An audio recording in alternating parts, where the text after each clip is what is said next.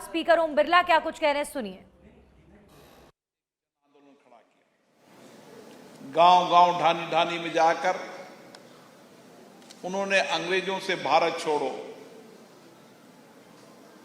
और स्वतंत्रता हमारा अधिकार है, अपनी कविता से, अपनी लेखनी से आवाज की। आज उसी दिन पूरे देश का पहला जनजाति विश्वविद्यालय कोटा की धरती पर शुरू हुआ है। इस सारे इलाके के अंदर बड़ी संख्या में जनजाति के लोग रहते हैं। विशेष रूप से कृषि के क्षेत्र में उनका बहुत बड़ा योगदान रहा है। अन्नदाता के रूप में उन्हें अन्न पैदा कर कर, कृषि की नई आधुनिक खेती कर कर आत्मनिर्भर भारत बनाने में, किसान को आत्मनिर्भर बनाने में इस क्षेत्र के आदिवासियों का बहुत बड़ा योगदान रहा है। इस क्षेत्र के अंदर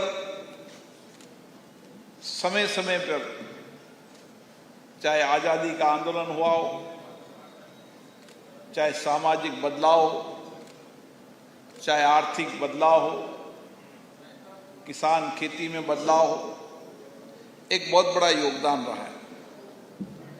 लेकिन एक बहुत बड़ा बदलाव अब हम शिक्षा के अंदर भी देख रहे हैं।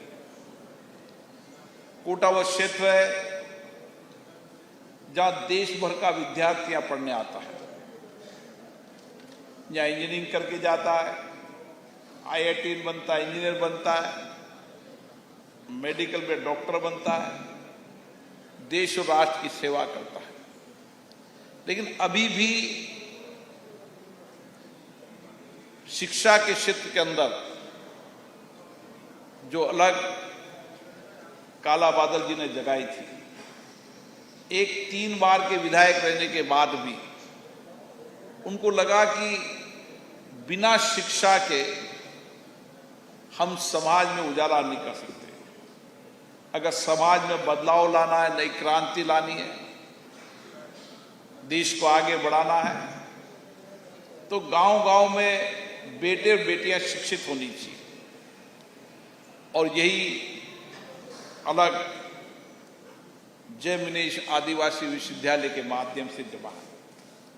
CRD मीणा जी लगातार इसके लिए लंबे समय से प्रयास कर रहे हैं।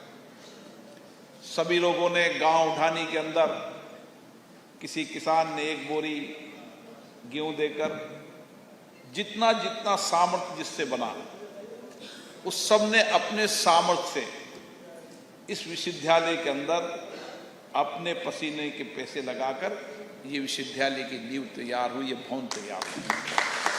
इस विश्वविद्यालय के अंदर सब लोगों का सहयोग है।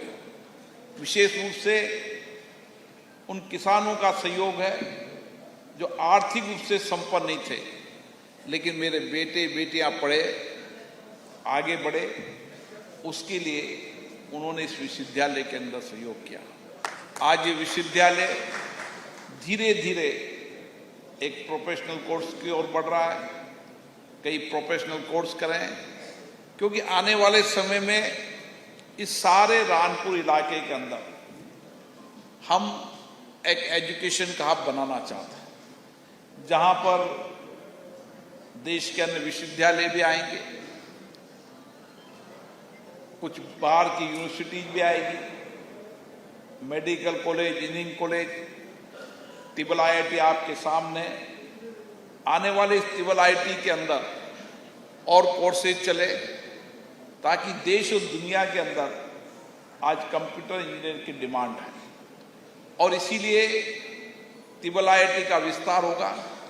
तो हमारी योजना है कि आने वाले समय के अंदर जय मिनेश आदिवासी विश्वविद्यालय के अंदर भी राजस्थान और देश का विद्यार्थी पढ़ने आए। दूर दराज के गांव के आदिवासी क्षेत्र में रहने वाले लोगों को लगे कि ये मेरा विश्वविद्यालय, अपना विश्वविद्यालय, मेरे माता पिता या मेरे सहयोगियों के खून पसीनों से, मेहनत से इस विद्यालय का निर्माण हुआ है, तो निश्चित रूप से यहाँ पढ़ने वाला विद्यार्थी देश और दुनिया के अंदर नेतृत्व करेगा। माननीय मंत्री जी का मैं धन्यवाद देता हूँ कि माननीय मंत्री जी को यहाँ से फिर उड़ीसा जाना है,